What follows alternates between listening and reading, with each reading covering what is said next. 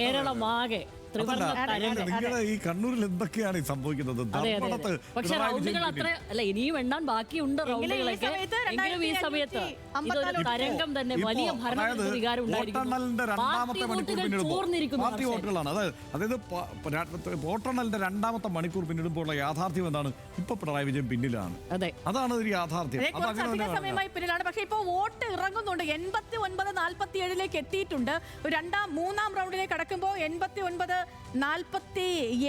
എന്നുള്ള നിലയിലേക്ക് എത്തിയിട്ടുണ്ട്. ചാണ്ടി ഉമ്മന്റെ ലീഡ് 10,000 കടന്നു എന്നുള്ളത് ഈ ഘട്ടത്തിൽ പറയണം. കോഴിക്കോട് സൗത്തിൽ ഇപ്പോഴും റനീഷ് തന്നെ മുന്നിട്ട് നിൽക്കുന്നു. എലത്തൂരിൽ UDF ലീഡ് 298 ആയിട്ടുണ്ട്. പത്തനാപുരത്ത് ഇപ്പോഴും ജ്യോതികുമാർ ചാമക്കാല തന്നെയാണ് ലീഡ്. ഒരു ഘട്ടത്തിൽ പോലും KB ഗണേഷ് കുമാർ സ്ക്രീനിലേക്ക് വന്നിട്ടേയില്ല. ജ്യോതികുമാർ ചാമക്കാല തന്നെയാണ് അവിടുത്തെ ലീഡ്. മാവേലിക്കരയിൽ MS അരുൺകുമാർ ലീഡ് തിരിച്ചു പിടിച്ചു എന്നുള്ളതും ഈ ഘട്ടത്തിൽ പറയണം. ശ്യാമിലി, തലശ്ശേരിയിൽ കാരായി രാജൻ 9164 വോട്ടുകൾക്ക് മുന്നിൽ നിൽക്കുകയാണ്. അതായത് അതൊരു സൂചനയാണ്. അത് തൊട്ടപ്പുറത്ത് കിടക്കുന്ന ധർമ്മടം മണ്ഡലത്തിൽ സ്ഥിതി വ്യത്യസ്തമാണ്. എന്നാൽ ധർമ്മടത്തിന് ചുറ്റും കിടക്കുന്ന മറ്റു മണ്ഡലങ്ങൾ നോക്കുക. കൂത്തുപറമ്പ്, പട്ടന്നൂർ, പേരാവൂർ, അതൊക്കെ പേരാവൂർ LDF ലീഡ് ചെയ്യുകയാണ്. വലിയ വിവാദങ്ങളുണ്ടായ തളിപ്പറമ്പ്, പയ്യന്നൂര് ഒക്കെ പയ്യന്നൂർ, തളിപ്പറമ്പ് എല്ലാം LDF ലീഡ് ചെയ്യുന്നു. പക്ഷെ ധർമ്മടത്ത് പിന്നിലാണ് എന്നുള്ളത്.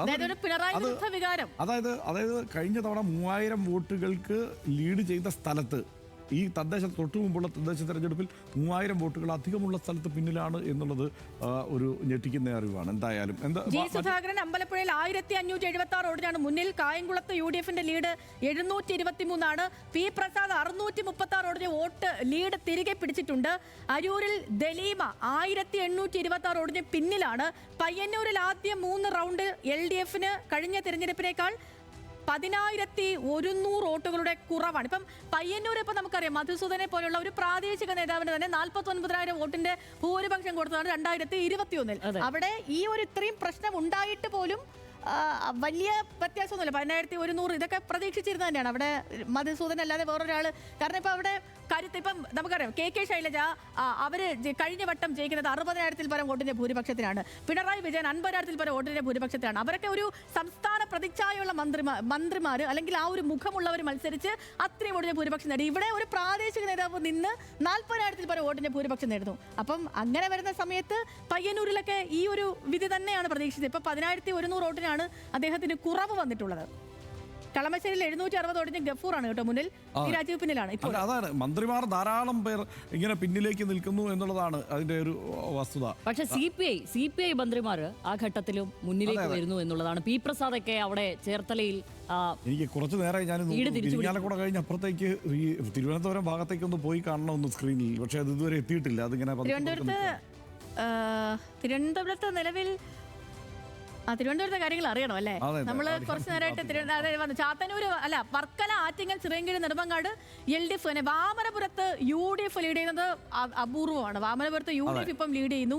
തിരുവനന്തപുരം സെൻട്രലിൽ CP ജോൺ ജയിച്ച് UDF ഒന്ന് CP ജോൺ ജയിച്ച മന്ത്രിയാ, അടുത്ത മന്ത്രിയാണ് VD സതീശൻ ഉറപ്പുവരുത്തിയിട്ടുള്ളതാണ്. അരുവിക്കരയിൽ ശിവകുമാർ ലീഡ് ചെയ്യുന്നു. പാറശാലയിൽ ഹരീന്ദ്രൻ തന്നെ ലീഡ് ചെയ്യുന്നു.